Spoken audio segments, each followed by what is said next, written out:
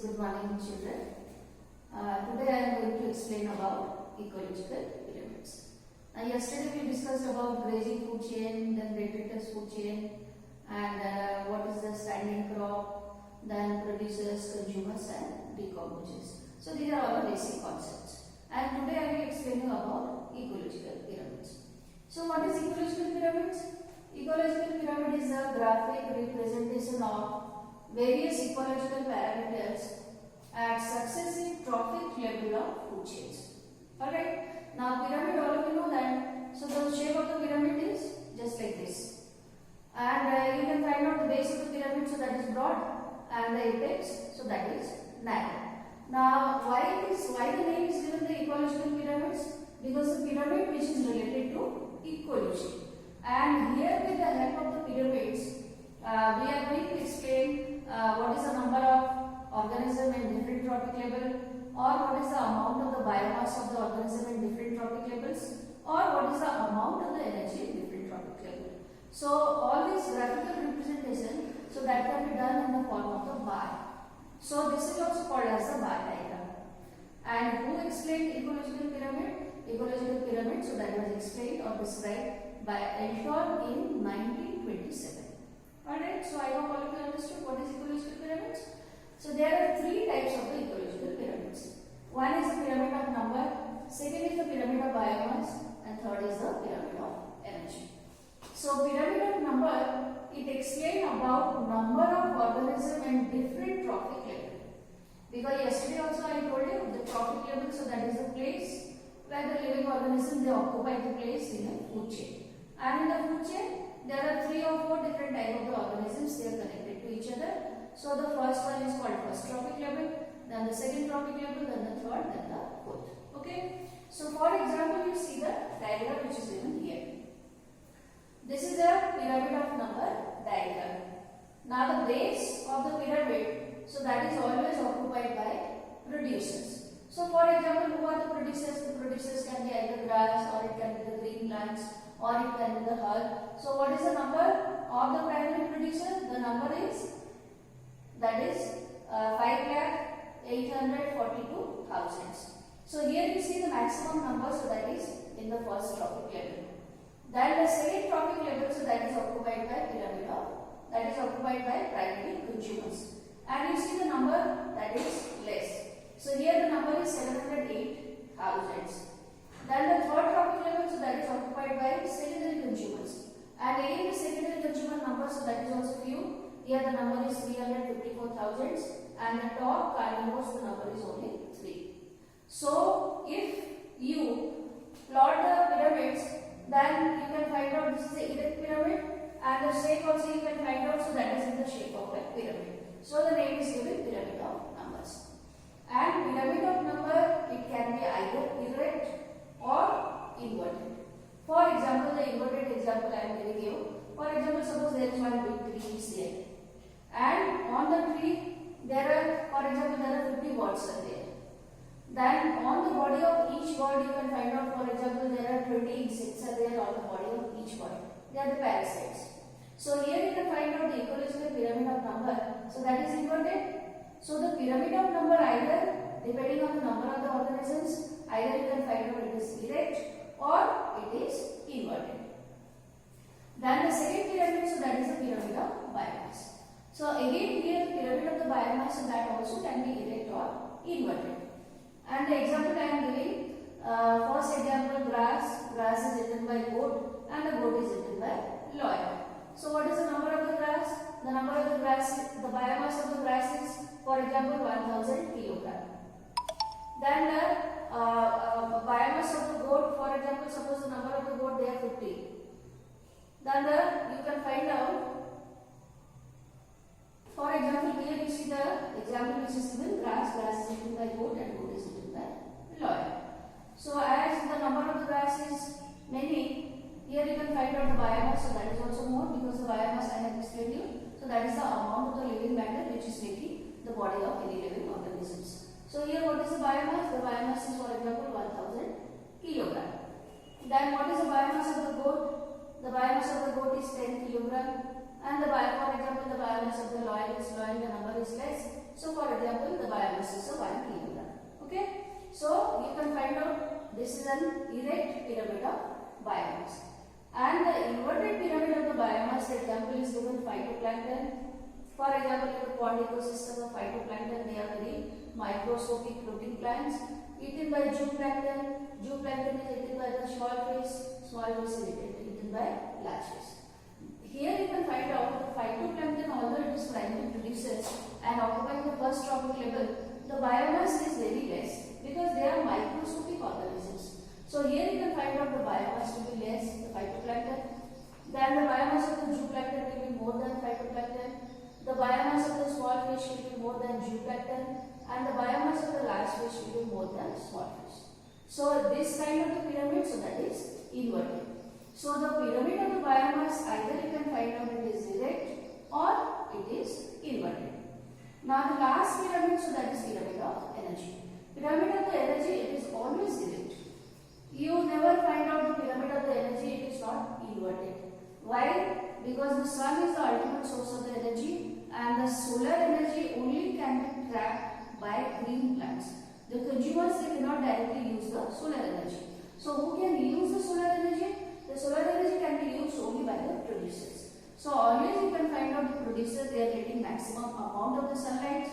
Then the less amount of the sunlight, so that is transferred to the secondary trophic level, now which is occupied by the primary consumers. Then from the primary consumer, the energy, so that is transferred to the body of the secondary consumers, and the top consumer will have least amount of the energy. Because yesterday I explained you about 10% energy top. When there is the flow of the energy from one trophic level to another trophic level, then automatically some amount of the energy that is lost to atmosphere. Some they are utilized in the formation of the body biomass also. So only 10% of energy is transferred from one trophic level to another trophic level. So always the pyramid of energy, so that is erect. So this is a diagram. I told you what is erect pyramid and what is the inverted pyramid. So the erect pyramid, it looks like this. The base is broad and the top, so that is narrow. Whereas in the inverted, you can find out the base is narrow and the top is the broad. For example, as I explained to you, the phytoplankton, although the number is maximum but the biomass is less. Then the primary consumers, zooplankton, their biomass is more. Then the small fish, the biomass is much more than the zooplankton. And the bigger fishes, the biomass is more than the secondary consumers. Okay? So the pyramids, either it can be erect or it can be inverted. Now what are the benefits of ecological pyramids? The benefits are they are highly informative. Like for example in the mathematics also, in the statistics also, now when the data is given, then you can explain easily about any fact. And that is given in the form of the bar diagram or the in the form of the graphs, so that easily we can understand the concept. So here also, because we are drawing the diagrams, then easily we can understand that what is the number of the organisms which are occupying the different trophic levels, or what is the amount of the biomass, or what is the amount of the energy. So it is highly informative. Now only with the help of the bar diagram we can explain the fact of the concepts. Then the second is there a comparison of the different ecosystem. For example, suppose you take two different areas, and in one area suppose there is rice plant is there, and the other area, for example, the mango tree is there. And you want to compare what is the number of the plant in these two different areas, or what is the amount of the biomass, then easily with the help of the graphical diagrams you can explain the concept. So these are all the benefits of the ecological pyramids. But also you can find out there are some of the disadvantages or the limitations of the ecological pyramids. This one also you get the question, the ecological pyramid. So that is a very important question. Many times you get the question in the board exams, and the limitation also you get the questions. So what are the limitations? It does not take into account same species occupying two or more trophic level. Because as yesterday I told you, there is food chain or there is food web.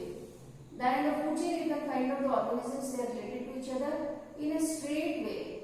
There is straight way transfer of energy. But in the food web, as many food chain, they are connected to each other, so that is making a net-like structure which is called a food web. So actually what happens, theoretically it is possible to link the organism in a straight way. But in the nature, what is happening? In the nature, you can find out it is not possible. Because the one organism, it can occupy 2 trophic level or more than 2 trophic level also. So, it is only explaining the theoretical concept and it is not explaining the actual concept which is taking place in nature. Then the decomposers, they are not given a place. Because in all the diagram I told you, the first trophic level, so that is occupied by producers, then the second by the primary consumer, then the third is the secondary consumer and the last is the top consumer. So there is no place for the decomposer. Although you know the decomposer, they play a very important role in the ecosystem. If there will be no decomposer, then the body cannot be decomposed and all the dead bodies of the plant and the animals, they will be piled up in the nature, they will occupy the place, and also there will be no recycling of the minerals or the nutrient. So in the decomposer, they play a very important role in the ecosystem, but no place is given to decomposer in the ecological pyramids. Topic, so that is ecological successor. What is ecological successor? Gradual and fairly predictable change in the species composition of a given area. So succession, that is a process where you can find out gradually there is origin of living organisms. Like for example, suppose you take a land. Now in the land there is no land. Then you can find out some small plants will develop. Then the herbs will develop, then the trees will develop, then ultimately you can find out now there is a formation of a stable community. So the entire process, when there is no life, then gradually how the life began, and ultimately you can find out there is formation of a community, now that is stable with the environment. So this entire process we call the ecological successor. So in the nature you can find out, because if you imagine about the origin of the earth, then when the earth originated, then all the factors, so that was not suitable for life and there was no life initially on the earth. But gradually you know how there was development of the life in the water, and it was only one single cell. Then gradually from the single cell the multicellular organism they developed. Then gradually the different group of the organisms, the plant and the animals, how gradually they developed. So the entire, all the different stage. So we call altogether ecological successor. Alright. Now in the ecological succession process you can find out. So there is a starting community, and the starting community, so that is called pioneer community. And when ultimately you can find out so many changes that occurred over millions of the years after, and there is a community now, the community, so that is stable. So that is not going to change. So that community, so that is called climax community. Alright. And the series means all these individual community which are changing over the time period. So that is called series. One single community now which is changing, then the another community, so that is taking place. So that previous community is called a series. And all these different stages in the process of ecological successor, so that is called serial community. For example, I am explaining you what is ecological successor. For example, suppose there is rock is there. Now the rock, all of you know the rock is very hard, there is no soil, there is no water, and there is no life on the rock. But on the rock, only the organism which can grow, so that is lichen. Because lichen, you know that is a combination of the algae and the fungi. The lichen, how the lichen is growing? Because the lichen has the ability to produce acid. And the acid will break the rock, and the lichen will get some space to fix to the rock. Then gradually over time period you can find out the lichen is releasing more and more acids. Then gradually there is formation of the soil, because you know that the process of the soil formation, so that is also taking millions of the years. It is not a very simple procedure. So when a little bit of the soil is produced on the rock, then you can find out the next group of the plant which can develop on rock, so that is bryophytes. And the bryophytes, these are small plants. You know either they are prostrate on the ground or some the erect bryophyte also you can see. Then when the bryophyte they are developing, then the bryophyte, so that is just making a carpet, and the carpet is having more and more amount of the organic compounds, so that the next series or the community, so that is the small plant which is called a herb. Then after the formation of the herb, then again you can find out there is more amount of the soil is produced, and now the shrub is able to grow.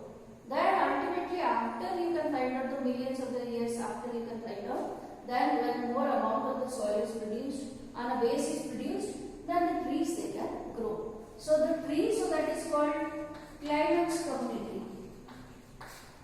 And the rock and the lichen, so that is called pioneer community.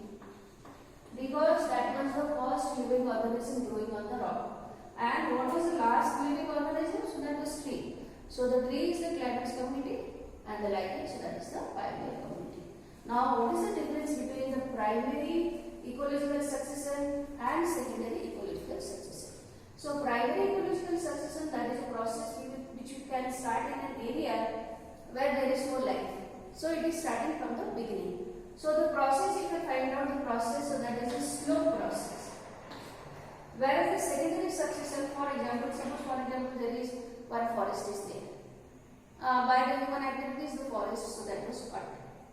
Now again, when the life is developing in that area, because in the area soil is already there, and the soil is also fertile soil because the organic and the inorganic compounds they are there in the soil. So again, when the plants are developing in that area, then that is called secondary succession.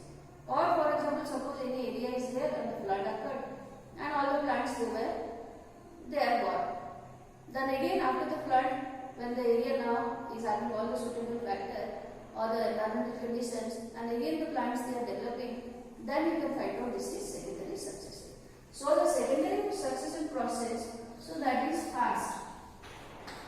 Primary succession process, that is slow, because initially there was formation of the soil and the life is developing, so it is a very slow process. But the secondary succession process, so that is very fast.